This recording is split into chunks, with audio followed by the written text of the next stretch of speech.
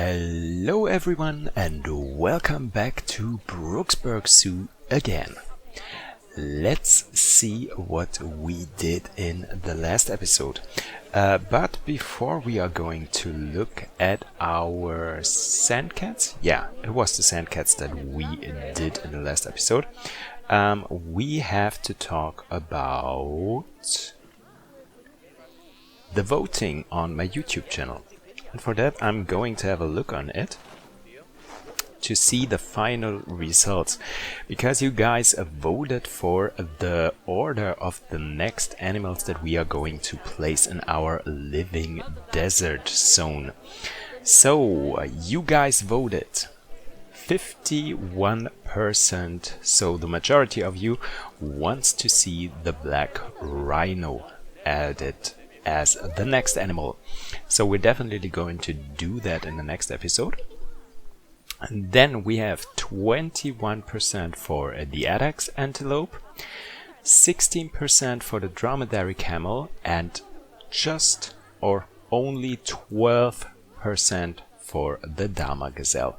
So this is going to be the order for the animals that we are going to see in the next episodes in Brooksburk Zoo. So first of all, black rhino, after that the addax antelope, then the dromedary camel, and last but not least the dama gazelle. Okay, but here is what we did in the last episode. You already saw we built this beautiful habitat for our sandcats. Sorry. But unfortunately, I told you guys in the last episode, the habitat for those two kitties is a little bit too small. So what I did in the last episode was I deselected the animal welfare, so that we won't get any kind of information on the animals not doing that good in their habitat, and something that I usually don't do. Even though we build in sandbox, I'm always looking to make everything great and fine for the animals, so that they are doing more than okay, so that they are enjoying their habitats in our zoo. So,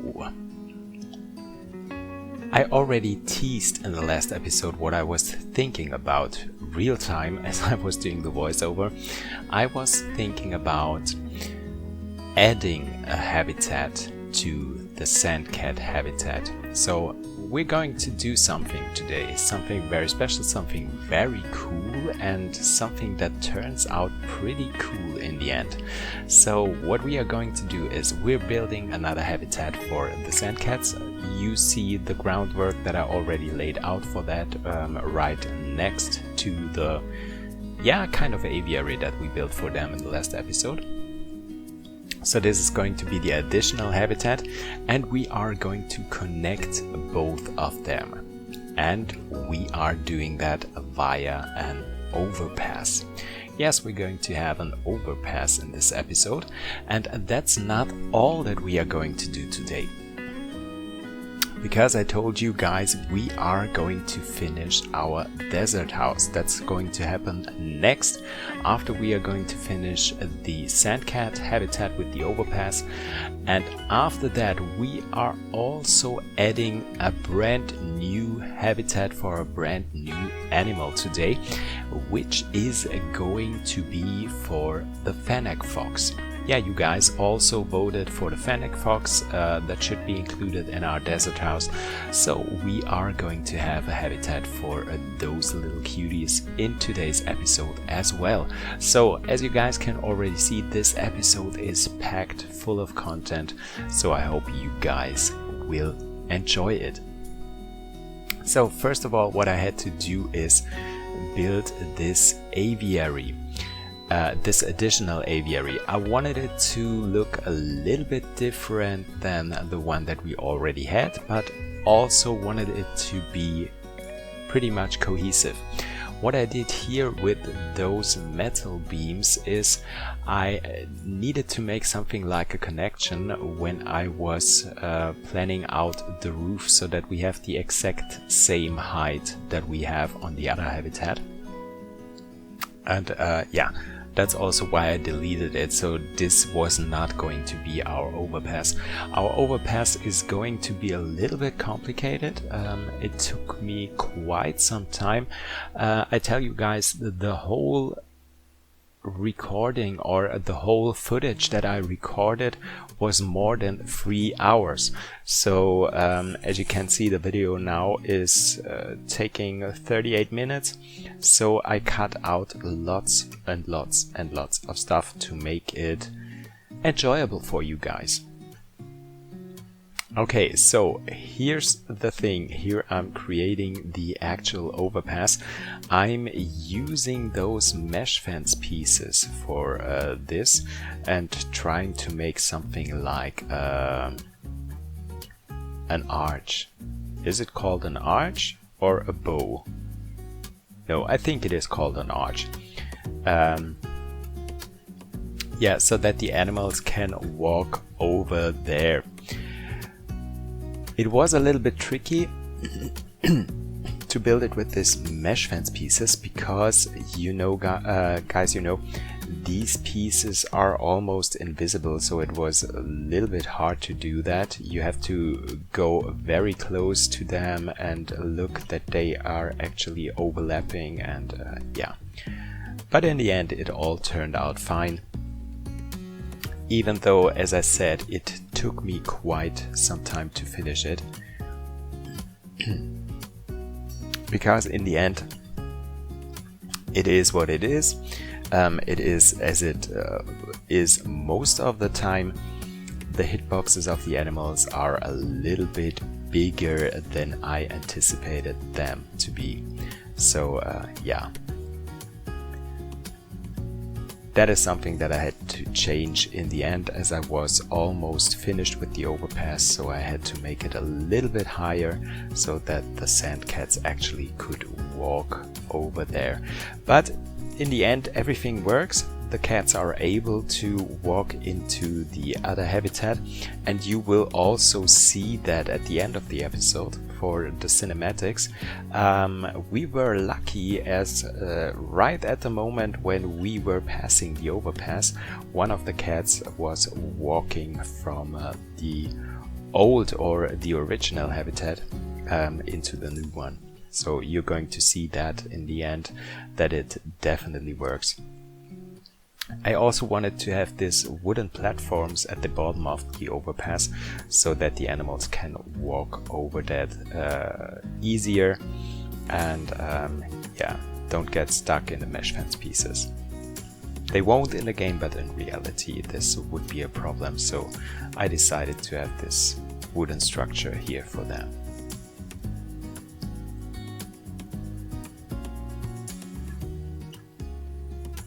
Oh, and I also did something that I forgot about in the last episode, because I told you guys that you should remind me that I have to go back into the the Somali wild ass habitat, or the indoor enclosure, and move the gate. And in the last episode I forgot about that. In this episode I actually thought about it and I fixed that. I just didn't put the footage in the video because I told you the video was already very long, so I had to decide what to keep in the video and what to cut out. So I decided to cut out the stuff where I moved the gate from the Somali wild ass, but I did, and we don't have a problem anymore for the animals when they are going to be moved out of the habitat for medical conditions or something like that. When they get back into the habitat, it is no problem anymore that they will get stuck in the keepers area or in the staff area. So everything does work out right now. Yeah, it was not that easy to make a proper connection here because, of the shape of the overpath, it was a little bit difficult. It's I think it is a little bit messy if you get too close to it and have a look at it, but in the end, with all the decoration and all the plants around that and everything, it looks pretty decent and yeah, not that messy. But it is like I always say in my videos, and if I give you guys some advice, most of the times it is all about trial and error. So if you build something that you never done before, or that you did a long time before and trying to do that once again, it always comes to the point where you try something and you fail and you learn from it. So the next time you're building something like that, with all the knowledge that you get from the time that you build it the first time, you will achieve it so much easier and so much faster. And I hope that I also will do that. And yeah, the next time I'm building something like the overpass here.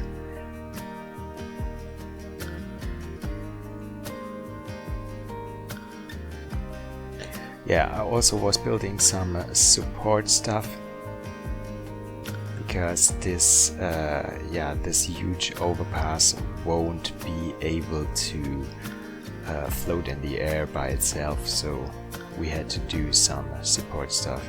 Because as I told you guys, and as I tell you almost in every video here in Brooksburk Zoo, we are going for realism. Semi-realism, yeah. Not too crazy, but as realistic as I am able to do stuff.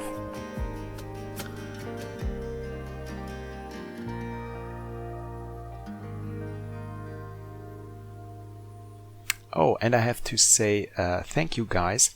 In the last video I told you that many of you guys voted or take part at my little surveys here on YouTube, and I wanted to reach 50 likes with my last video, because I said it was more than 100 of you guys that took part in the little survey and voted for the animal that should be placed in the desert house close to the porcupine and the sandcat.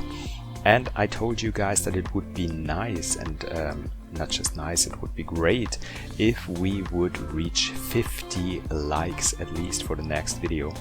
I have to tell you guys right now, when I'm recording the voiceover, we didn't quite reach the goal.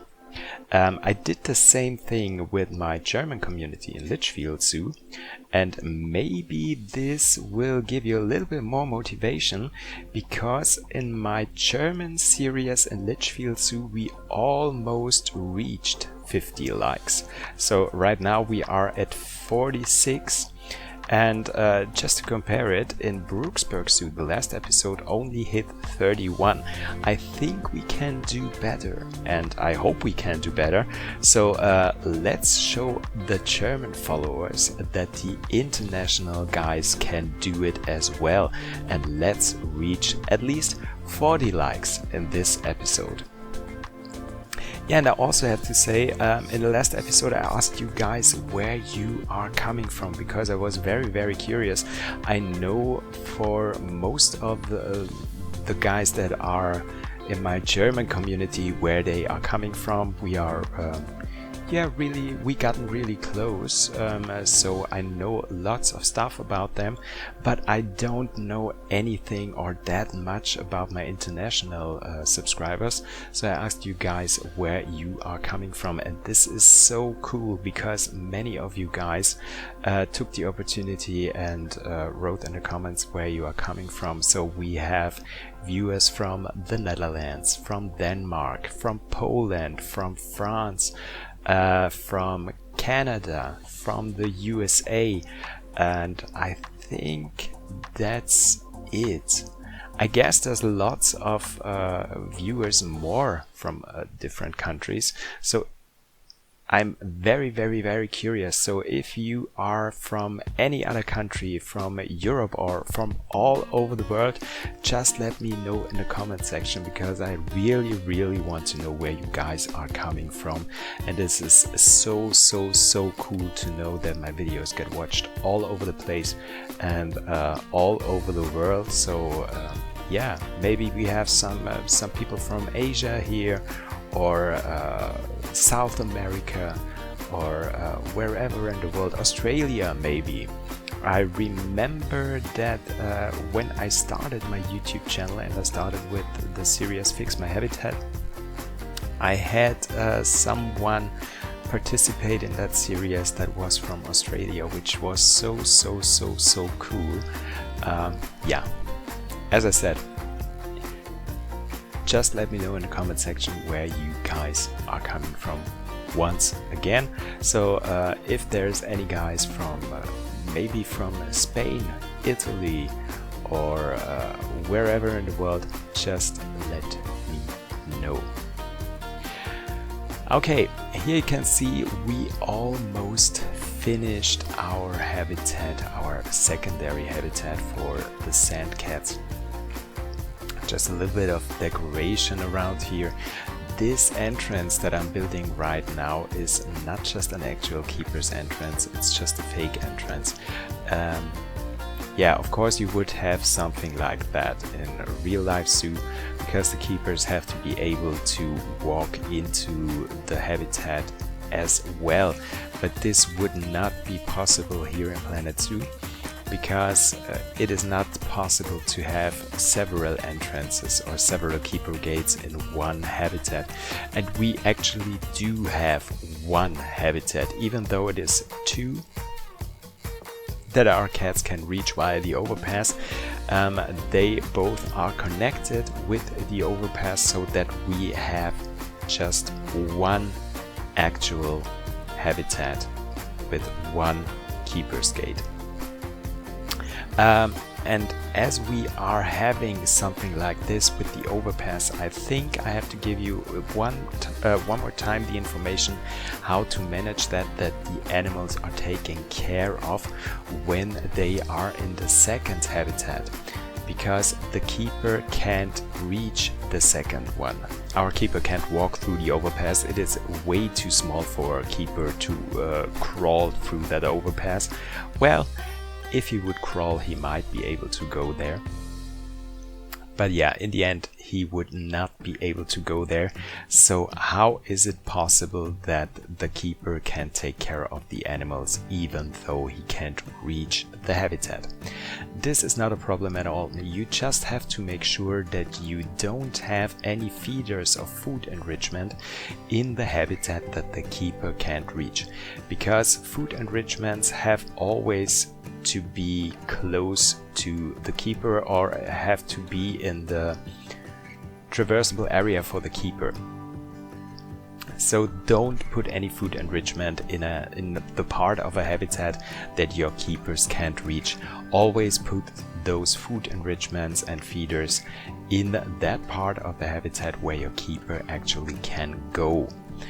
With toys it is no problem at all, because there is no keeper needed to do something with the toys or refresh them or put some fresh toys in there. That's not necessary. So that is always an option, to put food enrichment in the habitat where your keeper can reach it and put the toy enrichments in the other one. That is also something that you should do if you want to have some kind of movement in your habitats, because your animals have to change the habitats if they want some food or if they want to play. So this is a great thing where you can reach movement within your habitats with your animals. Yeah, that's the one part. And also it is not a problem for your keeper to clean the habitat even though he can't reach it. I don't know how this works, but it is never a problem. You will never get any notifications that your animals are getting sick or the habitat of them is a little bit too dirty and is a health risk for your animals or something like that. So that will never be the case.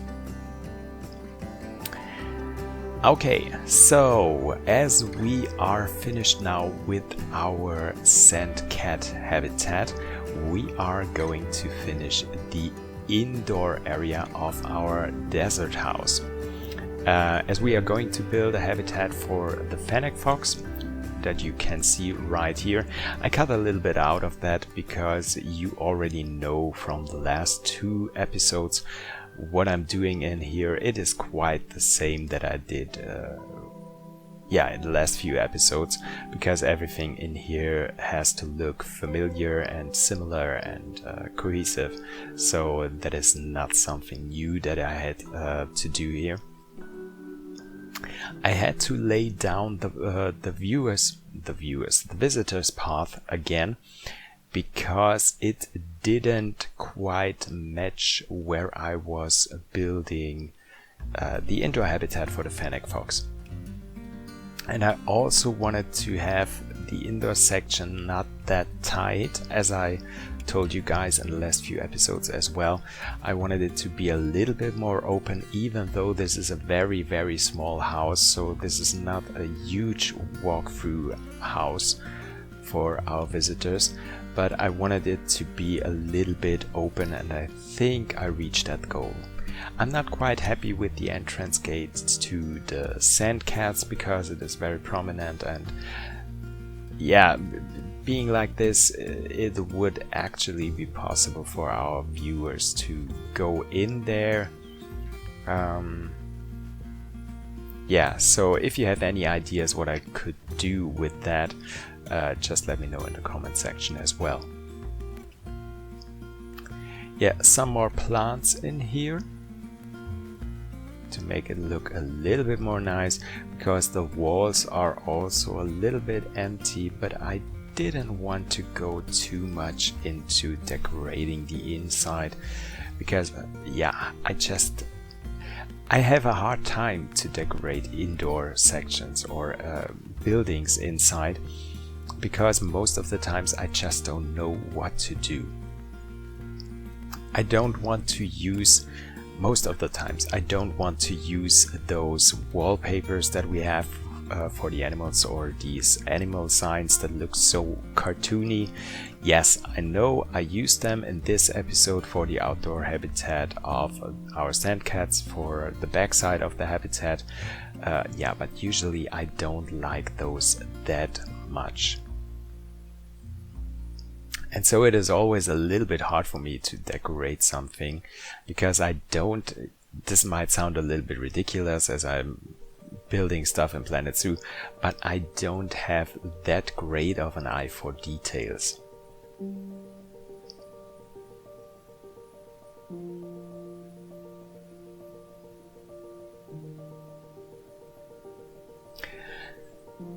Yeah, the habitat for the Fennec Fox is quite big, because I didn't remember how tiny these foxes are. But I was very, very happy to see in the Zoopedia that they could live with up to 10 animals in the habitat, if I'm not wrong. So I decided to have at least 3 of them, so 3 adults in there. They might get offspring at some point, and everything would be okay, and yeah, the habitat would be a little bit more crowded. So I'm looking forward to having little tiny fox babies in here as well.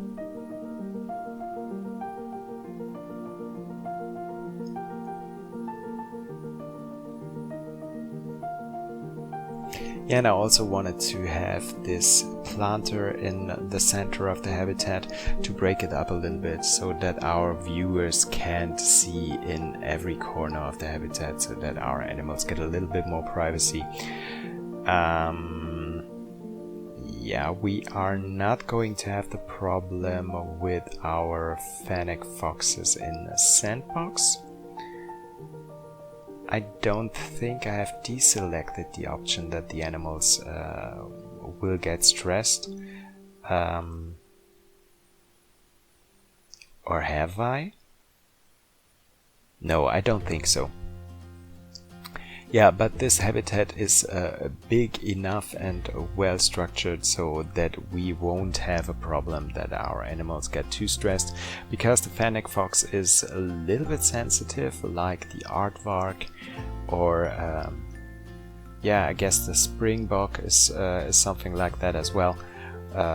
Animals that get quite stressed if there are too many people in there and looking at them, and are too loud and stuff like that. So I think, and I'm quite sure, that we won't have that problem in this habitat here.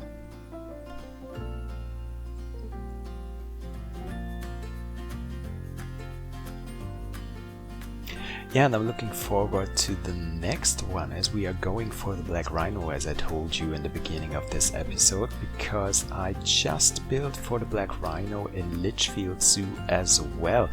And I finished the building this weekend, so a few days before you can see that video right here. And it is going to be on my channel on Wednesday. Yeah, it's going to be on my channel on Wednesday. And I'm always try to do something different in both of those zoos, and not to have not to have the same stuff in there, because it might get a little bit boring if it was that way. As I have viewers from Germany that are watching both, and also have international folks watching both series, so I don't want you guys to see the same stuff again and again. So I'm very excited for what I'm going to do here in Brooksburk. I don't have an idea yet, but I was thinking of, and I also had a comment about that, I was thinking of the first combined, no, not the first combined habitat. We already do have a combined habitat for the binturong and the otters, but I wanted to have a modern combined habitat where we might have the black rhino in there, and maybe the addax antelope or the dama gazelle, or maybe both of them. Well, we're not going to do that in one episode, because if I'm going to do that and doing a mixed habitat, I'm going to make it something very, very special and not too simple, so that we won't have just one episode and cramp 3 different species in one habitat. So that's not going to happen. We are going to have at least 2 or 3 episodes where we are going to put in those animals. I think I said it in Litchfield, because in Litchfield Zoo I built something for the Amur leopard, which was something like a walk-through habitat. Yeah, that sounds a little bit crazy, but yeah, it actually was some kind of a walk-through habitat, where our guests walk through the habitat of the Amur leopard in something like a tunnel made out of mesh fence. So if you are interested in that, you definitely have to check out Litchfield Zoo. And I was thinking about, to come back to my point, I was thinking about if it would be possible to have something like a walkthrough habitat for the rhino. This would be so cool, but I haven't found a way yet in my head how to manage that. Because something like a tunnel and walking through that wouldn't make that much sense, because you can't have something like an overpass for a rhino. This just doesn't make any sense at all. So if I can manage to have something like this, I'm definitely going to do this. But also keep in mind, it has to be realistic. It has to be something that could take place, or that could be built in real life as well. So not any fantasy builds or something like that. Yeah,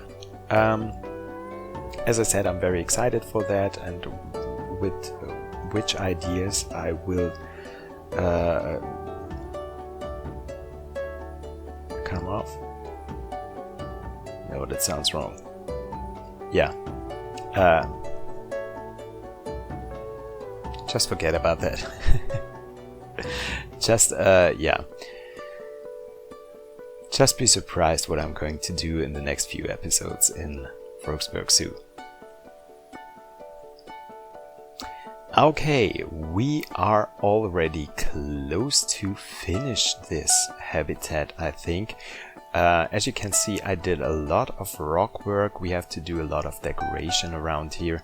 I'm doing something that we did in this area quite a lot, so having some rocks put upon each other and have those mulch pieces right in between, and then do some planting to make it look nice.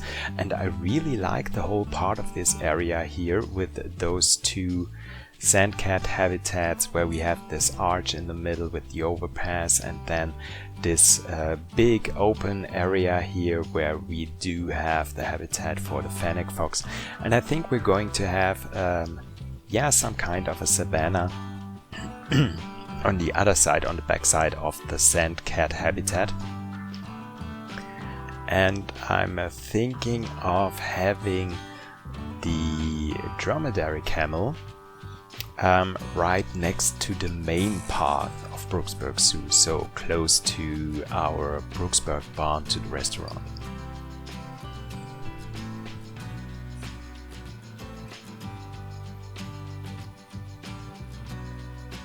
Yeah, time for some planting finally in the habitat for the Fennec Fox as well. And I really do like how the whole thing looks. As I said, it is quite big. Maybe a little bit too big for the Fennec Fox, because yeah, although I think something like a too big habitat for an animal in a zoo is something that is not possible. Habitats in zoos cannot be too big for an animal. So I really do like it in the end.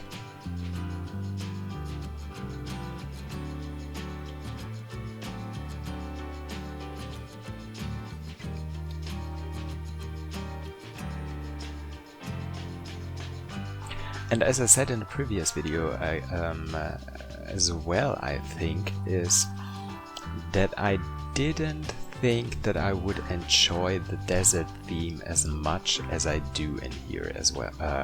Yeah, right now, because I really like to put down rocks and plants and sand and stuff like that, and I really do enjoy it, because this looks so beautiful, especially when you are used to build in a moderate climate and using all the same plants again and again. So it is quite refreshing to do something like this from time to time.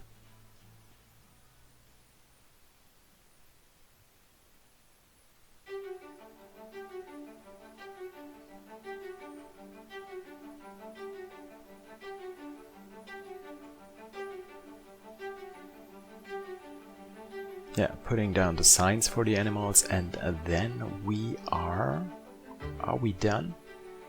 Yes, I think we are done. Some animal enrichment in here. And then we are going into the real-time part. So as I said, guys, let me see how many of you guys can click the like button, and don't forget to click it. So can we hit the 40 mark this time, or can we even though reach the 50 mark? This would be so cool. So guys, if you did enjoy the video, hit the like button, hit the subscribe button, so you don't miss any future episodes of Brooksburk Zoo, Litchfield Zoo, Bacon Play on Tour, Siebentischwald, and everything else that's going to be on my channel in the future. Okay, so let's have a look at what we did in today's episode. Enjoy the rest of the cinematics and tune in next Monday when we are building for the Black Rhino in Brooksburk Zoo. Bye guys, and thanks for watching.